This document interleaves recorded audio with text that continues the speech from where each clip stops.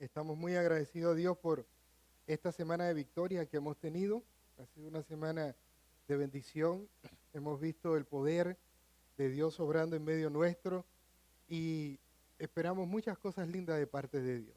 Ya lo dijo William Carey, emprendamos grandes cosas para Dios y esperemos grandes cosas de Dios. Hemos titulado el mensaje en esta mañana, lleno del Espíritu, y quiero invitarle que abran sus Biblias en Efesios capítulo 5, versículo 18. Efesios capítulo 5, versículo 18.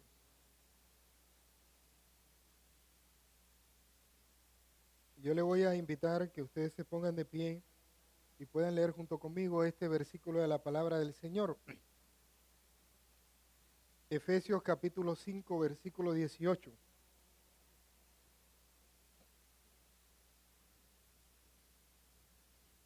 ¿Lo tienen ahí? Leemos todos juntos. No os embriaguéis con vino, en lo cual hay disolución, antes bien, sed llenos del Espíritu. Padre, bendecimos tu nombre en esta hora y pedimos que tu palabra, que es santa, que es pura, que es buena, que es poderosa, penetre a lo más profundo de nuestro ser y haga una obra maravillosa en nuestras vidas. En el nombre de Jesús. Amén y amén. Pueden sentarse, hermano. Tal vez muchos de nosotros están un poco frustrados, cansados, tal vez desanimados o tristes. Y algunos se preguntan, ¿qué puedo hacer para cambiar mi situación? ¿Qué puedo hacer? Para tener una vida plena, una vida significativa, una vida abundante, hay que tener a Cristo en el corazón. Jesucristo dijo en Juan 10:10 que el ladrón, refiriéndose a Satanás, no viene sino para matar, hurtar y destruir. Habla de tres cosas que hace el maligno. Causa problemas, mata, destruye, roba la bendición, la alegría, el gozo, la paz, separa familias, quebranta corazones, trae enojo, trae maldad. Para eso está el maligno. Pero Jesucristo dijo, pero yo he venido para que tengan vida y para que la tengan ¿cómo? En abundancia. Cuando uno abre el corazón a Cristo, comienza una nueva vida. La carga del pecado es quitada. Lo que el maligno robó y destruyó es restituido y restaurado por Cristo. Cuando tenemos a Cristo, te cambia la vida. Con Cristo comenzamos a caminar por un camino diferente, por un camino que nos permite experimentar una vida abundante. Bendito sea el nombre de nuestro Dios. La vida con Cristo es diferente. Y para vivir una vida plena, una vida llena de significado, una vida abundante, lo primero que hay es que tener a Cristo en el corazón. La segunda cosa es ser lleno del Espíritu Santo. Y uno dirá, ¿cómo funciona esto, pastor? Yo se lo voy a explicar. Cuando recibimos a Cristo en nuestras vidas, viene a habitar en nosotros el Espíritu Santo, la tercera persona de la Trinidad y Dios mismo. Y es un hecho relevante en la Biblia que dice que ustedes fueron, el día en que creyeron en Cristo como su Señor y Salvador, fueron sellados con el Espíritu Santo de la promesa de Dios. La marca en nuestras vidas de que hemos abierto el corazón a Cristo es que vino a morar en nuestras vidas el Espíritu Santo. Es muy interesante eso. Justamente fue en Pentecostés cuando se inauguró el comienzo de una vida nueva en el Espíritu. En Pentecostés, Hechos capítulo 2, ocurrieron dos hechos simultáneos. Fueron todos bautizados del Espíritu Santo y llenos del Espíritu Santo. Ahí ocurrió simultáneamente en Pentecostés. Pero estos hechos ocurrieron simultáneamente en Pentecostés, pero son dos hechos diferentes. El bautismo del Espíritu Santo, el Espíritu Santo viene a morar en nuestras vidas cuando nosotros creemos en Jesús como nuestro Señor y Salvador. Y somos llenos del Espíritu Santo cuando nosotros dejamos que ese Espíritu de Dios que habita en nuestras vidas tome el control de nuestra mente, de nuestro corazón, de todo nuestro ser. Porque aún a veces cuando tenemos el Espíritu Santo en nuestras vidas, puede ser que Él no esté ocupando el trono de nuestros corazones.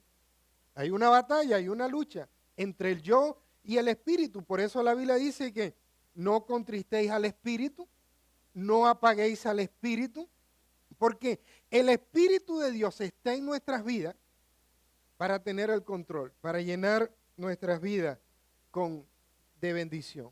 Ser lleno del Espíritu Santo es estar controlado, dominado por la presencia y el poder del Espíritu de Dios.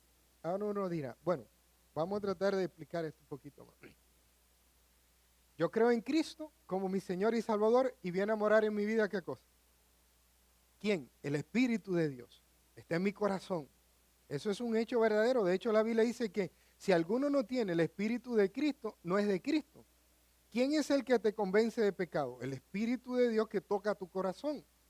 ¿Quién es el que te pone pasión y amor por Cristo? El Espíritu de Dios que está en tu vida. ¿Quién es el que te consuela en cada situación en que estás? El Espíritu de Dios que está en tu corazón. ¿Quién es el que abre tu mente para que pueda entender la palabra de Dios? El Espíritu de Dios que está en ti. Ahora, ese Espíritu de Dios que está en tu vida quiere tener el control de toda tu vida. Y eso es lo que se llama ser lleno del Espíritu Santo. Y fíjense que Efesios 5:18 dice, no se embriaguen con vino en lo cual hay disolución, antes bien sed lleno del Espíritu. Es un mandato. Algunas personas piensan que ser lleno del Espíritu son algunos momentos en la vida cristiana en que uno está lleno del Espíritu. Y no debe ser así. La llenura del Espíritu, dejar que el Espíritu de Dios controle nuestra mente, nuestro corazón, nos llene de su poder y nos use para su gloria, debe ser el estado continuo de cada cristiano. Cuando a un cristiano tú le preguntas, hermano, ¿cómo tú te sientes? Una de las respuestas que pudiera dar cualquier cristiano, porque debe ser la norma en la vida cristiana, dice, hermano, yo estoy lleno del Espíritu. El Espíritu de Dios controla mi vida. Yo siento que mi vida está en el centro de la voluntad del Señor. ¿Eso no es una respuesta linda de un cristiano? A veces cuando uno le pregunta a otro, hermano, ¿cómo te sientes? Ay, más o menos, me duele por aquí la espalda. Siempre piensan que sentirse tiene que ver con los dolores de los huesos, si te duele la cabeza, si tienes gripe. Entonces, la gente piensa en el sentir eso.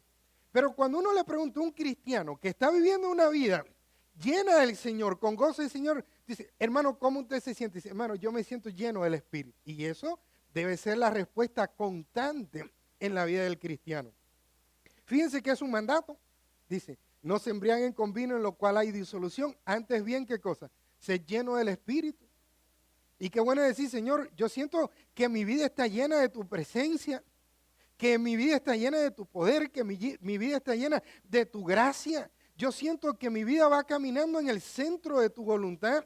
Yo siento que tú me usas para tu gloria. Yo me siento lleno de tu Espíritu. Eso no es una vida plena, hermano. ¿Es o no es?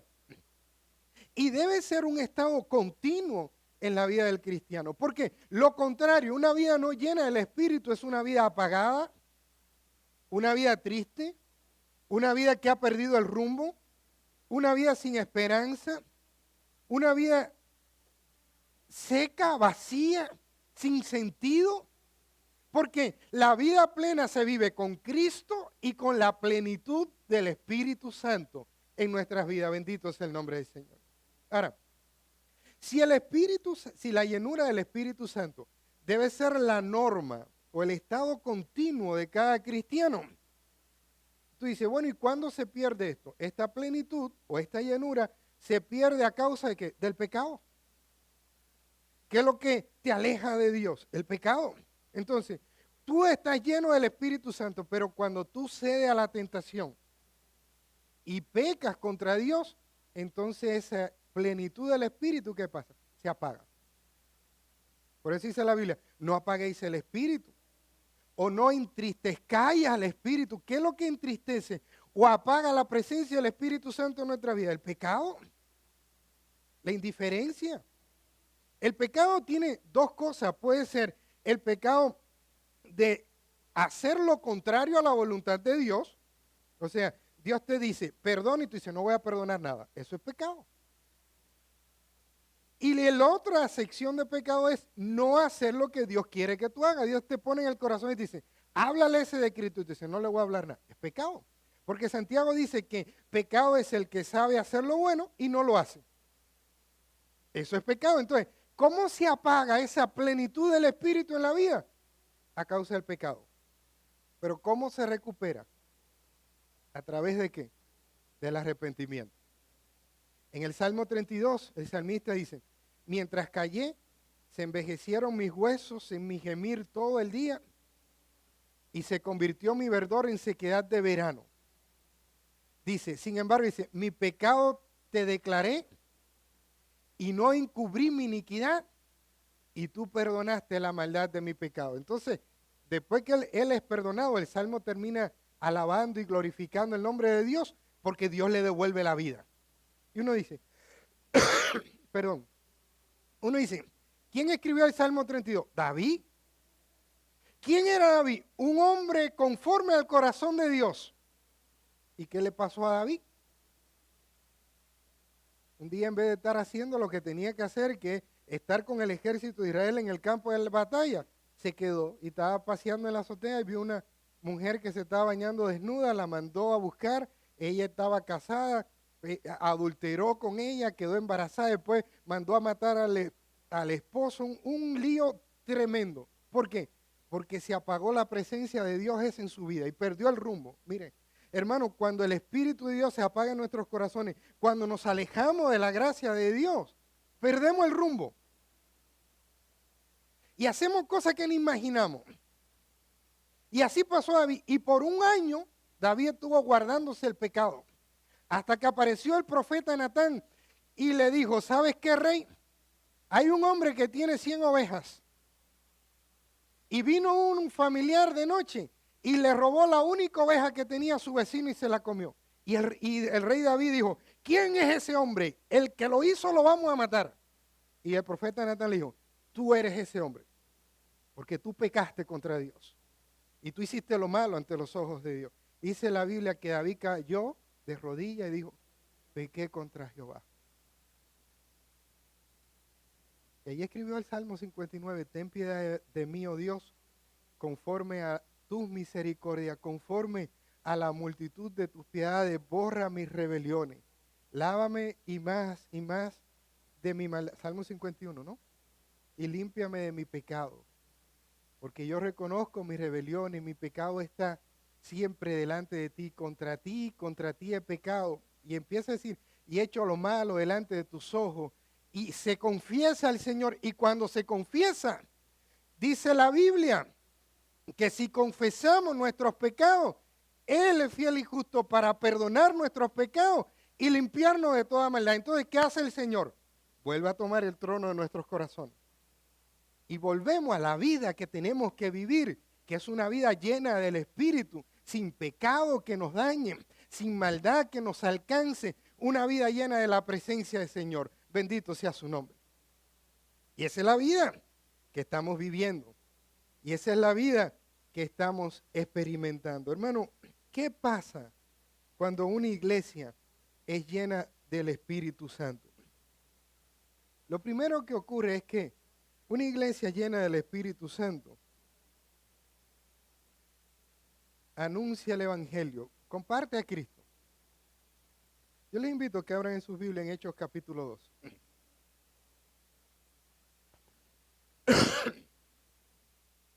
Hechos capítulo 2.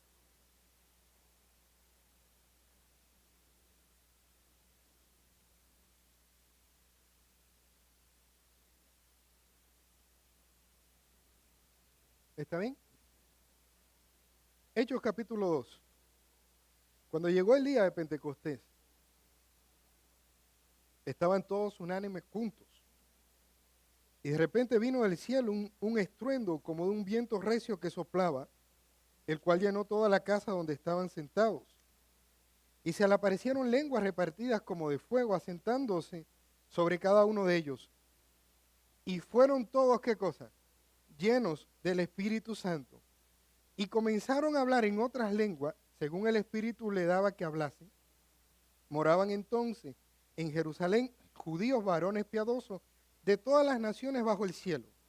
Y hecho este estruendo, se juntó una multitud y estaban confusas porque cada uno le oía hablar en su propia lengua y estaban atónitos y maravillados diciendo, ¿no son estos galileos, todos estos que hablan? ¿Cómo pues les oímos nosotros hablar cada uno en nuestra lengua en la que hemos nacido? Partos, medos, elamitas y los que habitamos en Mesopotamia, en Judea, en Capadocia, en el Ponto, y en Asia, en Frigia, y en Panfilia, en Egipto, y en las regiones de África más allá de Cirene. Y romanos aquí residentes, tanto judíos como prosélitos, cretenses y árabes, le oímos hablar en nuestras lenguas las maravillas de Dios. Y estaban atónitos y perplejos diciendo unos a otros, ¿qué quiere decir esto? Mas otros se burlaban diciendo, están llenos de mosto. O sea, fíjense, ¿qué pasó? Fueron llenos del Espíritu Santo. ¿Y qué empezaron? A hablar y a contar las maravillas de Dios. ¿Cuáles son las maravillas de Dios? El Evangelio. La buena noticia de salvación. Que Dios envió del cielo al Salvador. Nació en un humilde pesebre de Belén. Vivió entre nosotros. Nos mostró cómo vivir una vida conforme a la voluntad de Dios. Y murió en una cruz para que nuestros pecados sean perdonados. Allí fue sepultado, resucitó al tercer día y hoy está a la diestra de Dios e intercede por nosotros. ¿Qué pasó? Fueron llenos del Espíritu Santo y empezaron a hablar las maravillas de Dios. ¿Y qué pasó? Pedro se paró y le dijo, ¿saben qué? Varones que están aquí, esto que está ocurriendo aquí no es que ellos están llenos de mosto ni nada. Esto es lo que se ha cumplido, lo que dijo el profeta Joel. En los postreros días derramaré mi espíritu sobre mi pueblo. Y empezó a predicar el evangelio. Y dice la Biblia que se convirtieron 3,000 personas, hermano. Fueron llenos del espíritu y se llenó ese lugar. Ahorita, cuando el pastor Ananías pedía en la oración, ¿qué quieres que haga? Yo estaba ahí sentado. Y yo le dije, Señor, yo te pido que este lugar se llene de muchas vidas que te conozcan. Mueve a tu pueblo. Estamos viviendo un avivamiento. Toca nuestros corazones para proclamar a Cristo. 6,000, 3,000 personas se convirtieron en un solo mensaje. Se convirtieron de verdad. Porque se compungieron en sus corazones y dijeron, ¿qué podemos hacer para ser salvos? Y Pedro le dijo, crean en el Señor Jesucristo y vendrá de la presencia del Señor tiempos de refrigerio. Una vida abundante para el que cree en Jesús. Bendito es el nombre del Señor. Qué linda experiencia cuando somos instrumentos en las manos de Dios para hablarle a otro de Cristo y vemos que sus vidas son cambiadas y transformadas y bendecidas y lo roto se restaura. Y lo que está torcido se endereza y el poder de Dios se manifiesta en la vida de su pueblo. ¡Cuánta bendición! El domingo pasado, el pastor Carlos que nos predicaba, él nos desafiaba dos cosas. Decía, ustedes están orando, Señor, avívanos, y que esperan que pase. Y él nos dijo dos cosas. Van a recibir poder para ser testigos de Cristo, porque esa es la promesa. Recibiréis poder cuando haya venido sobre vosotros el Espíritu Santo y me seréis testigos en Jerusalén, en Judea, en Samaria y hasta lo último de la tierra. Y hay un avivamiento en medio nuestro. Y tiene que despertarse nuestros corazones para proclamar a Cristo. Hermano, yo le lanzo un reto, un desafío. Vamos el domingo que viene a invitar a todos los que podamos para que escuchen el mensaje de salvación. No le vamos a decir, miren, ven a la iglesia que tenemos una comida. No, no va a haber comida. No va a haber regalo. Va a haber palabra de Dios que va a cambiarte la vida. Y vamos a movilizarnos esta semana, vamos a orar. Vamos a decir, Señor, mueve a tu pueblo con tu espíritu para que muchos en esta semana puedan conocerte y vivir una vida abundante. Porque eso es lo que pasa cuando hay un avivamiento. Bendito sea el nombre del Señor. Y no te lo puedes perder, hermano. Dios está haciendo cosas extraordinarias en medio nuestro. No te lo puedes perder. Si usted no, el miércoles hubo testimonio extraordinario de lo que Dios está haciendo. No te lo puedes perder. Un viento fresco del Espíritu de Dios está soplando en nuestros corazones. Se está viendo el poder de Dios para que proclamemos que hay una vida abundante en Jesucristo. Mire, hermanos, nosotros no queremos ganar a ninguna gente para ninguna religión. Queremos que la gente se encuentre con Jesucristo, el Salvador de la vida, y que trae una vida plena. Bendito el nombre del Señor. Ahí está la vida del Señor. Se fueron llenos del Espíritu Santo. Miren, una iglesia viva también busca la comunión con Dios. Busca la comunión con Dios. Miren lo que dice en Hechos capítulo 2, versículo 42. Y perseveraban en la doctrina de los apóstoles, en la comunión unos con otros, en el partimiento del pan y en las oraciones. Miren lo que dice el versículo 47. Alabando a Dios y teniendo favor con todo el pueblo. La primera parte. Alabando a Dios y teniendo favor con todo el pueblo. Una iglesia que fue llena del Espíritu. ¿Qué quería, hermano? Estar en la presencia del Señor. ¿Cómo estaba en la presencia del Señor? Dice que perseveraban en la doctrina de los apóstoles. Y uno dice, bueno, ¿y qué es lo que era la doctrina de los apóstoles? La doctrina de los apóstoles eran la misma enseñanza que Jesús le había enseñado a los apóstoles por 3 años y medio. Jesús estuvo 3 años y medio enseñándole a sus discípulos el evangelio del reino, la enseñanza que venía del cielo para nosotros. Y dice la Biblia, en Hechos capítulo 1, que después de la resurrección, Jesús estuvo 40 días con sus discípulos, le dio un seminario intensivo acerca del reino de Dios, de las enseñanzas del reino. Entonces, cuando descendió el Espíritu y se convirtieron esos 3,000, ¿qué hicieron los apóstoles? Empezaron a enseñarle la palabra del Señor. ¿Por qué? La comisión es, por tanto, id y hacer discípulos. Perdón, te tengo un caramelo por la gripe que tengo, ¿no? La comisión es id y hacer discípulos, bautizándolo en el nombre del Padre, el Hijo, el Espíritu Santo, dice, y enseñándole que guarden todas las cosas que os he mandado. Entonces, ¿qué pasó? Pedro predicó, se convirtieron 3,000, se bautizaron y entonces le empezaron a enseñar la palabra de Dios. Para nosotros eso es la Biblia, la doctrina de los apóstoles. Para nosotros, ¿qué cosa? La Biblia. Y fíjense que no dicen que ellos escucharon la Biblia, sino que perseveraban. ¿Qué significa perseverar? Que ellos la escuchaban, la creían y la obedecían. Una iglesia que busca la comunión con Dios es una iglesia que escucha la palabra de Dios, persevera en la palabra de Dios. Señor, ¿qué tú quieres que haga?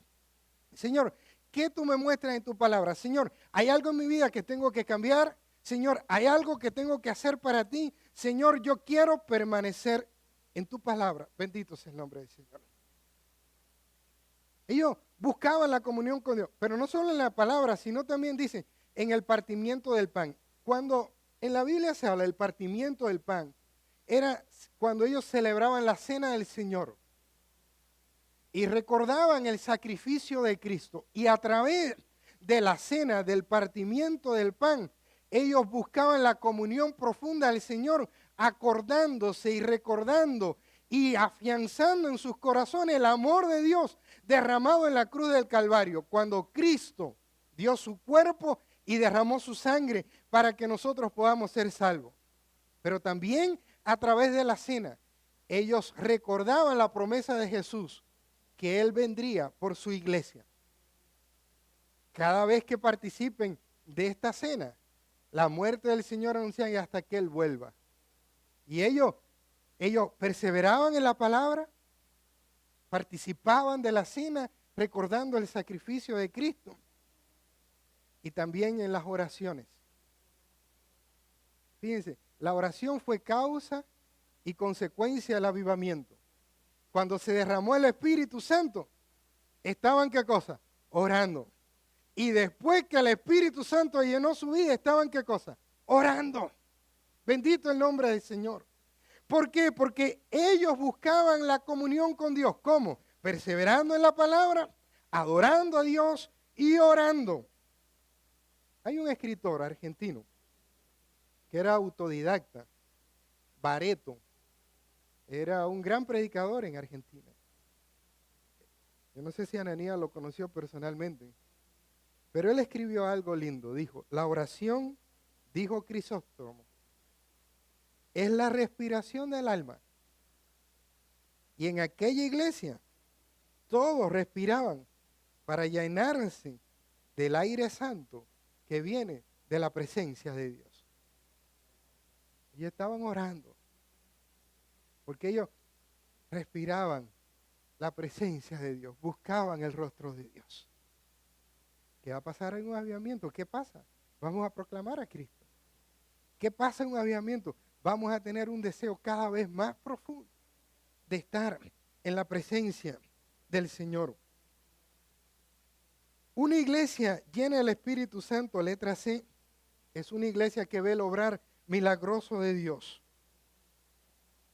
El apóstol Pablo, cuando escribió a los tesalonicenses, dijo, porque la palabra de la predicación que yo le llevé a ustedes no fue palabra persuasiva de humana sabiduría, sino con demostración del poder de Dios.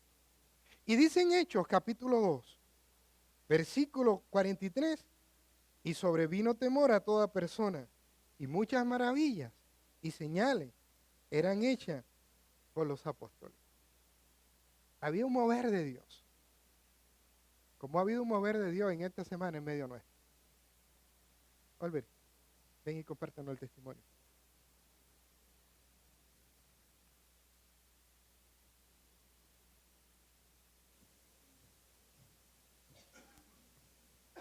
Buenos días, hermanos, que Dios les bendiga. Los que estuvieron el miércoles aquí en Templo, bueno, ya escucharon parte de lo del testimonio.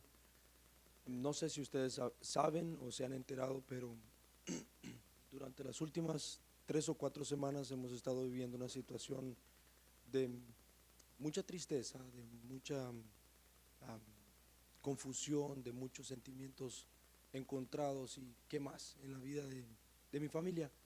Mi hermana, la que estuvo con nosotros aquí en Templo en diciembre, cuando regresó a Honduras, el esposo de ella comenzó a sentirse mal de salud y tenía alta presión y empezó con un sangrado de nariz y sangrado de la boca.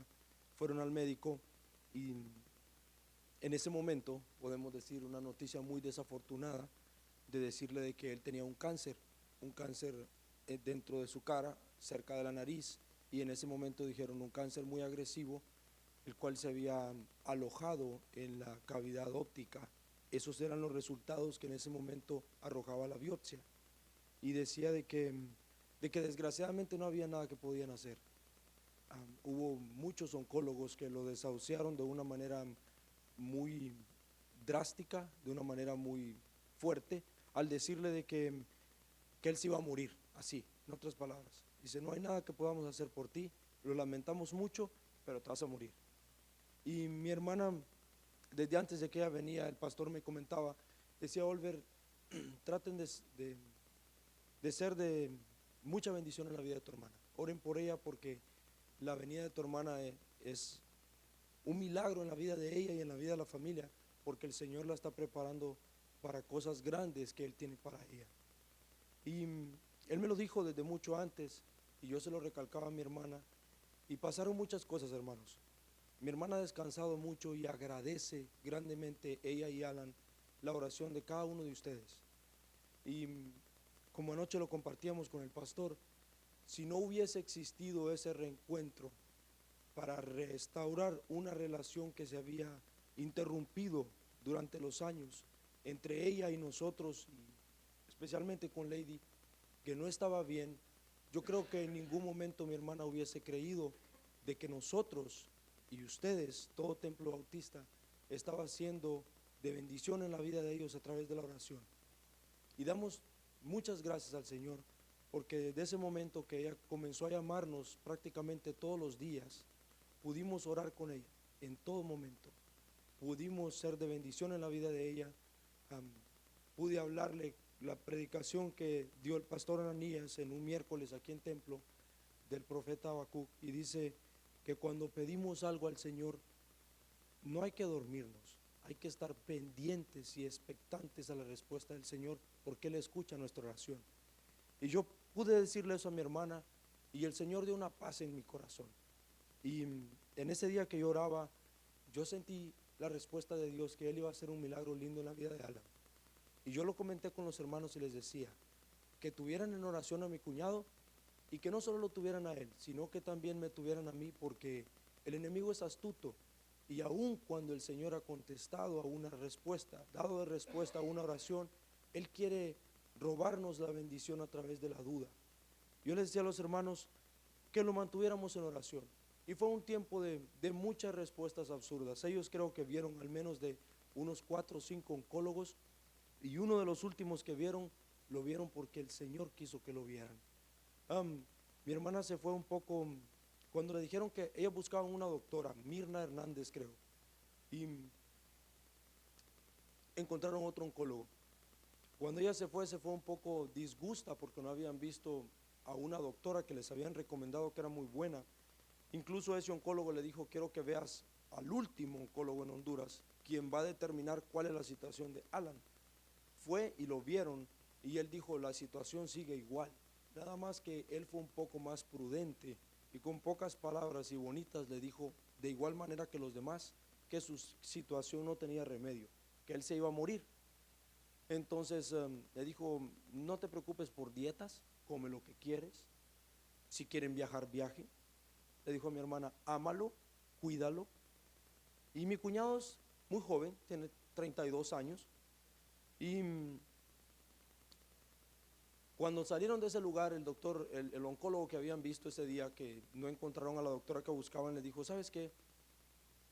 Me da mucho pesar, dijo, la respuesta del doctor Lemus.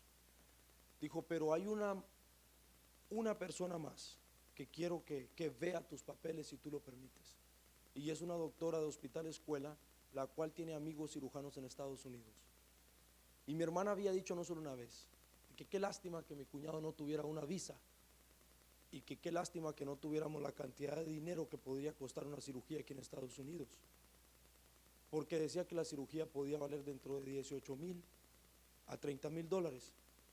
Todas las respuestas de los cirujanos, hermanos, fueron en todo momento de que si mi cuñado pudieran operarlo, tenían que quitarle la mitad de la cara, tenían que removerle todo el hueso de la cara, y tenían que ponerle una prótesis en un futuro si así se pudiese. Pero lo que me decían era de que él, al momento de quitarle la mitad de la cara, iba a quedar con un hueco en su cara, que posiblemente podía perder el ojo, y de que aún así no sabían si él iba a vivir. Como todas las cosas eran contrarias a lo que nosotros pudiéramos hacer, lo único que esperábamos era un milagro de Dios. Y como lo ha dicho el pastor no solo una vez, el milagro de Dios viene, y el pastor Ananías me lo ha dicho, cuando se necesita.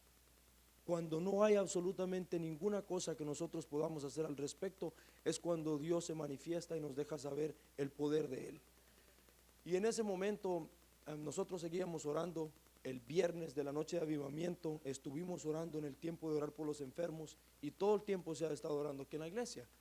Y cuando la doctora de Tegucigalpa vio los documentos de Alan, inmediatamente tuvo una respuesta al caso, y empezaron a tratar de localizar a mi hermana, y le dijeron: tienes que movilizarte a Tegucigalpa, hay una brigada médica de Estados Unidos que viene a operar a tu esposo. Eran 5 doctores, todos los que él necesitaba. tenía otorrinos, tenía maxilofaciales, tenía cirujanos. Llegaron los doctores, estudiaron el caso, inmediatamente que llegaron estudiaron el caso y le hicieron una intervención quirúrgica. Cuando lo iban a operar, le dijeron que a mi cuñado solo le habían dado una radiación en San Pedro Sula. Y cuando lo iban a operar, dijeron que sí, efectivamente había que removerle el hueso de la cara, pero que iban a buscar cómo hacerle una cirugía plástica después y tantas cosas que le dijeron. Pero uno de los doctores volvió a llamar al grupo y les dijo: yo estoy 90% seguro de que se le puede hacer una intervención quirúrgica endoscópica. Y mi cuñado se sonrió y vio a mi hermana y le dijo: yo te lo he dicho de siempre, si el Señor me va a sanar, me va a sanar completo. Y yo he orado por eso y él tuvo un gozo y una paz en el corazón enorme. Mi hermana ha tenido una lucha bien grande, pero después que le hicieron la operación, el doctor lo vio y le dijo: te vamos a hacer una intervención quirúrgica endoscópica. Le hicieron una operación endoscópica y no había, el cáncer no estaba alojado en la cavidad del ojo, lo pudieron operar y le hicieron una segunda biopsia. Hermanos, los resultados de la biopsia los obtuvieron antier, en la tarde, como a las 4 de la tarde. Mi cuñado no tiene cáncer y es un milagro del Señor.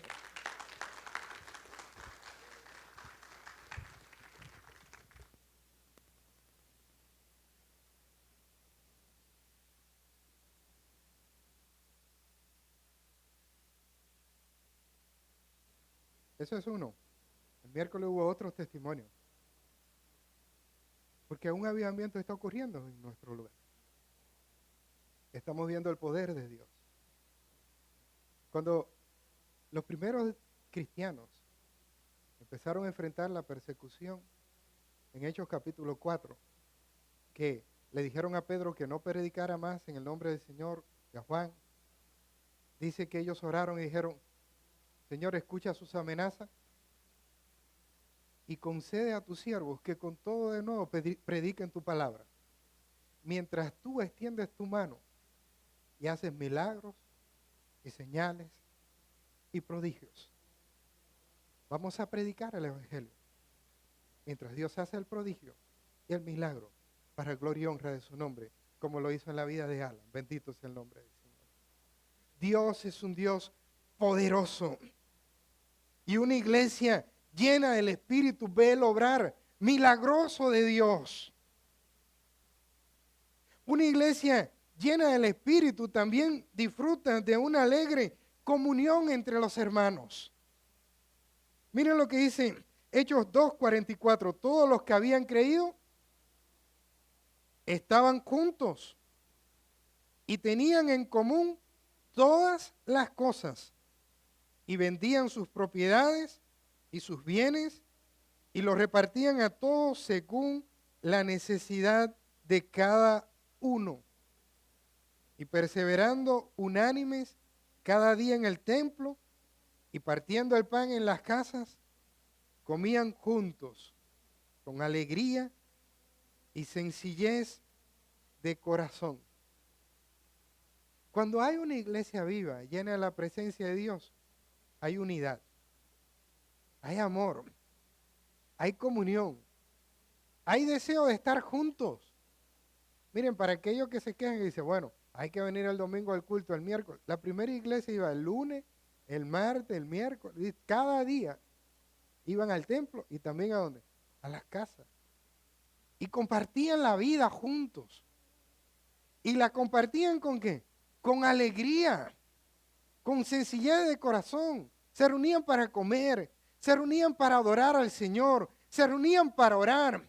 Había una comunión profunda en la vida de la iglesia. Había un amor en la vida de la iglesia de tal manera que si uno necesitaba algo, todos le ayudaban. Y algunos vendían sus propiedades y traían el dinero para decir, vamos a cubrir la necesidad de nuestros hermanos, porque cuando Dios está llenando la vida de la iglesia, hay amor unos por otros.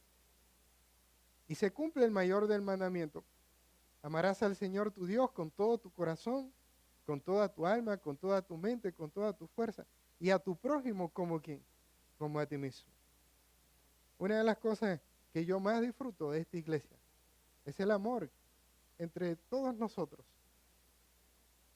La comunión profunda que crece cada día. La paz que hay en este lugar entre los hermanos. La bendición de ser parte de una familia espiritual. Dios está haciendo grandes cosas en medio nuestro, en esta iglesia. Los hermanos estaban juntos en los buenos y los malos momentos, compartiendo sus bienes, su tiempo, su vida, orando unos por otros, consolándose unos a otros, bendiciéndose unos a otros. El miércoles, el viernes a la noche, vino la hermana Rosa a compartir con sus nietecitos en esa cena romántica de papá con hijos y hijos con mamá y papá con hijas. Y como la mamá de los nietos de Rosa estaba trabajando, vino Rosa con sus nietos a compartir ese momento bien bonito. Le pregunto a la hermana Rosa, ¿cómo usted se siente? Dice, pastor. ¿Vieron cómo ella habla así tan expresiva? La hermana Rosa sale y dice, un avivamiento está ocurriendo en mi vida. Ella está sorprendida de las cosas lindas que Dios está haciendo en su corazón. Y me contó una experiencia triste, pero a la vez una experiencia llena de compasión. Me dice, mire pastor, una sobrina mía me dijo que le acompañara al hospital, porque una compañera de trabajo de ella había perdido su niño de 4 meses. Nació con problemas de salud y perdió al niño. Dice, tía, tenemos que ir al hospital. Y se alistaron para ir. Dice, yo sentí que Dios me decía, tienes que ir. Y cuando Rosa llegó allí, esa mujer deshecha, angustiada, triste, tenía a su niño abrazado en su pecho de 4 meses y vinieron a buscarlo lo iban a llevar a cremar. Ella no lo quería soltar. Una situación muy triste. Y Rosa me decía, pastor, yo no sé qué pasó, pero yo sentí que tenía que orar por ella. Y yo puse mi mano sobre ella y empecé a orar. Y yo ni sé lo que dije, empecé a orar y oré largo. Y oré por ella. Y cuando terminé de orar por ella, ella reaccionó, entregó su niño y Dios le trajo consuelo y fortaleza a su corazón. En una iglesia llena de la presencia de Dios, compartimos los buenos y los malos momentos juntos, como una familia espiritual. Y Dios hizo esa obra de consolación en medio de esa pérdida terrible para esa muchacha joven a través de nuestra hermana Rosa, que Dios la guió allí para orar y traer consolación por medio de su espíritu. Y eso es el amor de Dios. Eso es una iglesia llena de la presencia del Señor. Bendito el Señor. Por último, en una iglesia llena del Espíritu Santo, el Señor añade a la iglesia a los que han de ser salvos. Miren cómo termina Hechos 2:47, alabando a Dios y teniendo favor con todo el pueblo, y el Señor añadía cada día a la iglesia a los que habían de ser salvos. ¿Quién salva, hermano? Dios. ¿Quién añade a la iglesia los que han de ser salvos? Dios. Pero fíjense, en esta primera comunidad llena del Espíritu Santo se conjugaron los 3 componentes fundamentales para alcanzar a los que no tienen a Cristo en el centro de sus vidas. La predicación sana de la palabra de Dios, el poder del Espíritu Santo y el testimonio del amor cristiano. Fíjense, dice, ¿cómo queremos alcanzar a nuestra comunidad para Cristo? Necesitamos predicar la palabra de Dios, el mensaje que está en la Biblia, porque no es nuestro mensaje, es de Dios. Y es un evangelio, es una buena noticia de salvación. Entonces, Nuestra función es ¿qué cosa? Predicar el mensaje del Evangelio. Pero en el poder del Espíritu, no estaba moviéndose el Espíritu Santo con poder. ¿No lo dijo Jesús? Recibiréis poder cuando haya venido sobre vosotros el Espíritu Santo y me seréis testigos. Predicar el mensaje sano de la palabra de Dios en el poder del Espíritu, con el testimonio del amor cristiano. Por eso dice la Biblia, y el Señor añadía a la iglesia los que habían de ser salvos. Era una iglesia que atraía a aquellos que necesitaban a Cristo. Dios está haciendo cosas lindas en medio de nuestra iglesia, hermano. No te lo puedes perder. Esta semana va a ser una semana extraordinaria. Vamos a buscar la comunión profunda con Dios. Vamos a ponernos en sus manos. Vamos a predicar el Evangelio. No tenga temor de orar por alguien. Si Dios te pone en el corazón de orar por alguien, ora en el nombre del Señor, como lo hizo la hermana Rosa. Puso su mano sobre esa muchacha y Dios hizo una obra de consolación en su vida. Déjate usar por Dios. Vamos a orar. Y el domingo que viene vamos a invitar a mucha gente aquí. Vamos a decir, ven a nuestra iglesia porque vamos a orar por ti. Dios va a hacer grandes cosas en tu vida. Este es el momento de la fe. Es el momento de creerle a Dios. Es el momento de decir, Señor, estamos abiertos para que tú obres en nuestras vidas y nos uses para tu gloria y para tu honra. Es momento de predicar la palabra con fe, de compartir a Cristo, de ganar a uno más para Cristo, como el lema del año pasado que no se ha acabado, continúa, tenemos que seguir predicando y ganando a uno más para Cristo. Es el momento de clamar de lo más profundo de nuestros corazones, el clamor de Habacuc. Aviva tu obra, Señor, en medio de los tiempos. En medio de los tiempos, hazla conocer. Y en tu ira, Señor, acuérdate de que de tu misericordia. Cosas lindas de Dios están ocurriendo en medio nuestro. Y tú no te lo puedes perder. Deja que ese viento fresco del Espíritu pueda llenar tu vida. Y vas a vivir una vida extraordinaria y una vida significativa. ¿Y saben qué, hermano? Lo que ha acontecido en la vida de Alan, de Rosa, de todo esto, no es por ser Alan o por ser Rosa, sino porque tenemos un Dios grande que está por encima de todo problema.